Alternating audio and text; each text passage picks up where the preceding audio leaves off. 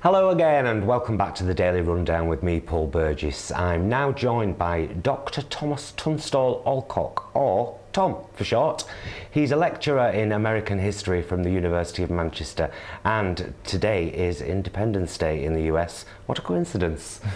Welcome, Tom. Well, it's a pleasure to be here. Thank you. Really pleased. I've been dying. As soon as I saw what the content of the show was today, I had a little look on Wikipedia and I was like, "Ooh, this is going to be a good chat." Oh no, you might know more than me then after that. So tell us about American independence. About independence. Well, I'd say a bit about Independence Day is a huge celebration in the US at the moment. I can tell you that my wife is American and is particularly annoyed that she's in work today and not out celebrating, I know, because normally for most Americans it is a national holiday. Yes. It's a bank holiday. It's a day where most celebrate by barbecues, fireworks, and essentially what they're celebrating is America's birthday.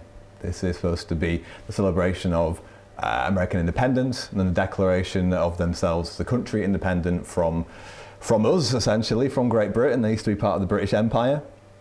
The period that we're talking about in the 1770s, they were 13 colonies. It was not the United States as we know it, of course.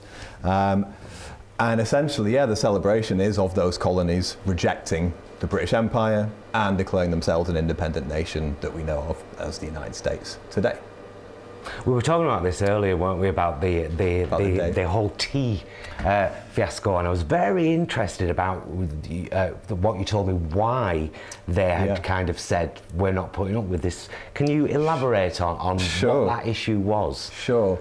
I mean, and that really, I think, gets to the heart of the problems that really led to the American Revolution, essentially, because what you have is these colonies that are a long way away, obviously, from Great Britain, yet are still officially ruled by the King and the Parliament back in the UK. So the tea protest comes about because what is really angering a lot of the American colonists is that they feel they're having to pay unfair duties on things, having to pay essentially funding the British Empire to go and do other things around the world, and that's not benefiting themselves. I can see how we might relate this to some other issues a little bit later on. So the protests regarding tea are really expressing anger at the fact that they're paying duties they don't feel they should be on tea that's being imported into the colonies. Most Americans at this time still think of themselves as British. They do love tea, so they are drinking a lot of tea.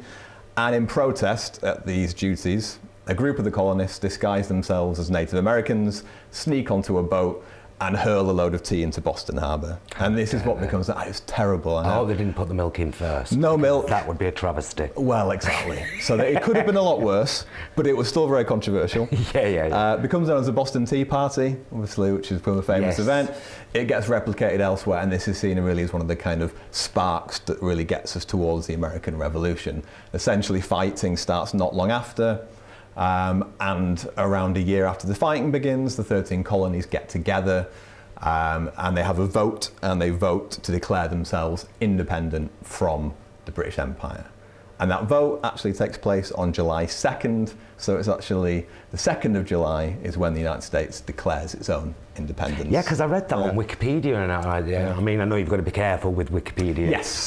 But I read it and thought, is that right? Is it? So it was actually the. So how did it become the 4th? So the Congress, as it was then, meets on the 2nd to votes for independence. But of course, they then want a very dramatic, bold statement that really sets out why they are declaring their independence. Right. So they turn to Thomas Jefferson, one of their most eloquent statesmen, to write essentially a declaration that sets out all the reasons why they think they've been treated unfairly, why they feel they have the right to revolt, and make some pretty big declarations really about what they think their new country will be and will represent. So Thomas Jefferson goes away, writes this declaration. After a few edits, it comes back. It has to go to a printer to be printed out. And by this point, it is July 4th. The printer, like all good printers do, will make sure there is a clear date as to when this has been printed. And that date on the top of the Declaration of Independence says July 4th. So even though it is not signed by everybody until August, and even though the war is going to go on for years, it is July 4th that is talked about as being the day that America really declares its independence. Would it be right to say that most of the people in the colonies at that time agreed with this move? I mean, obviously the Brexit vote here in Britain has been really split down the middle, and so you've got half the country who wanted to leave, half who wanted to stay. Was it much more a cohesive movement in America at that time? Was it a thing everybody wanted? If you asked people 10 years later, they all would have said yes. Right. And all would have claimed that everybody was joining in this revolution, everybody was opposed to the British. Most historians, and obviously it's quite hard to tell, there was no vote where we could say it's almost exactly 52-48, there was no real voting like that. But most historians would guess that actually somewhere maybe around 20% of colonists actually remained loyal to the British Empire. Right. They had enough interest kind of tied to the British Empire that they wanted to remain a part of it.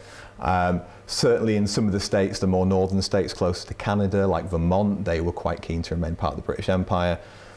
And probably the majority of people were somewhere in the middle, really. When this kind of fighting breaks out on something this potentially dangerous, this divisive, a lot of people really, I think, were quite happy to see how it played out and then really go each other's side seeing victorious. So no, it certainly wasn't unanimous. What, humans do that? Yes, I know. But then afterwards, many of them were quite happy to claim that, oh no, I was there from the start, I was fighting. So it's hard to tell, but certainly it was not unanimous. This is not 100% of the people rising up. And in fact, much of it really is driven by what you might expect, which is political elites. It is the rich, it is the landowners. They are thinking, well, what will be best for us? Yeah. What is in our interest to do? And now the Declaration of Independence declares some very inspirational, wonderful things. All men are created equal. Everyone has the right for life, liberty, pursuit of happiness. At the time, that really meant if you were a white man and one of these colonists, that you should have the right to do this. So its meaning, I think, has changed over time, and its meaning has been flexible enough that for example, Abraham Lincoln could take those words and apply them to the fight for, emancipation of the slaves. So it has changed over time, but at the time this is about freedom really for that group of colonists to say that we no longer want to be under the control of Britain, and we would prefer to be independent and control our own economy and our own destiny. Again, I think we can see some connections. Well, I was going to say, I mean, you're obviously extremely learned and knowledgeable about the past. About that, but thank you. But can you draw parallels with what's happened in Britain? And do you think the whole I've got to stop imitating Nigel Farage. It's because he annoys me. I imitate. So I'll just say what he said. I won't actually do the actual. No, go ahead. But he said, let's consider June the 23rd our Independence Day. Oh, I know. With his arms raised like this. I know. Which was very annoying, frankly. I know. Do you think it will become our Independence Day, or do you think this is a whole other kettle of fish? Because as a historian, I will try and remain balanced and impartial and try and suggest maybe a couple of reasons why they might have a point. Him and Boris Johnson have both talked about this in terms of Independence Day. And I think that there is a sense in terms of how angry I think some people are and some voters in this country are at the feeling that there is some outside force that we don't really see, we don't really understand, that is kind of controlling aspects of our country. Now, whether you agree with this or not, I'm not saying this is true, but this is how some people feel. I think that they're imposing costs on us, that there are laws that are being passed that are outside of Britain's control. And I think in that sense, you can see there may be some connections, might be a bit of a stretch, but there's some similar feelings there, I think, in that sense. Because I read something the other day, and I don't know how true it was, but there were over 2,000 EU regulations regarding the growing of cabbages. I don't know how true that is, because I read it on Facebook, so there's my disclaimer. And I think a lot of this has been overstated during the campaign, and I think similar things were happening during the War for Independence. Actually, Britain as an empire treated other colonies and other countries far worse than it treated the colonies in the United States, and in that kind of sense, they actually weren't treated that badly. And I think it was more about money, about thinking actually we would be better off out of this. So there are similarities there, and I think in the sense that this is this sort of political elite, economic elite driving this, I think there are similarities there too. But there are also plenty of ways in which I think we can see it being quite different. Yeah. So yes, there are similarities in terms of those leaders, but I don't think they're anything like the caliber of the leaders who are leading the American Revolution. You know, these were some of the great statesmen of American history. These are the founding fathers. Most of these, well, many of these men, Thomas Jefferson, John Adams, go on to be president of the United States. And importantly, they take responsibility for their actions. Once the revolution takes place, once the United States declares independence, these are the men who actually go about seeing that the country is established, they establish a political system, and they take control of the aftermath. I think what we've seen in the past couple of days, actually, is these people who would like to think of themselves in a way similar to those statesmen are not taking responsibility for what's happened, and I think that would be a big contrast, actually. I mean, it's basically been, hasn't it, this last few days that Johnson and Farage both now have said, oh, we didn't have an exit plan, and ran away. Yeah. Definitely. Ran away and hidden Definitely. somewhere. Yeah. It would have been nice to. I can kind of see the future here now. In another 100 years, there's going to be a guy, possibly called Tom, teaching at Manchester University. I hope it's not me. The history of Brexit. Oh, completely. I mean, it is a huge moment. Yeah, I mean, yeah. I'd be surprised if it was as monumental as the American Declaration of Independence, given the course of that country's history from that point on.